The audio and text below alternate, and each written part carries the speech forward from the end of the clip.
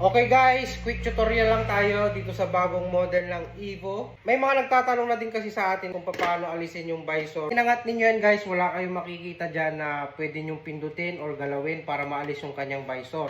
So syempre pinaka first step lagi natin, iangat natin yung visor. Tapos ang gagawin natin dyan, hahatakin natin tong visor papunta sa atin. Pag nahatak na ninyo yan, sabay ninyong ibuka dito na part.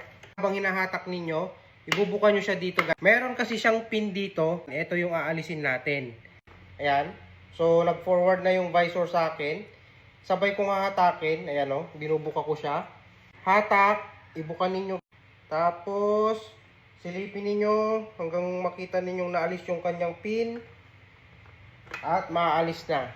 Ang kadali alisin ang visor ng Evo Core. Wala na kayong ibang pipindutin dyan. Kapag ibabalik nyo naman, tapat nyo lang yung kanyang mga ngipin dito sa visor. Itatapat nyo lang yan. Pag nakatapat na siya, ipitin nyo lang siya. Yan, ipitin nyo lang siya. Tapos, sabay nyo siyang hatakin pababa. Babalik na yan mag-isa. So, ganun lang kadali kung paano mag-alis tsaka magbalik ng visor ng Evo Core. Meron akong na-share sa inyo, lalong-lalo na doon sa mga naka-Evo Core dyan na nakabili. Ganun lang magpalit at mag-alis ng inyong mga visor ng mga helmet nyo.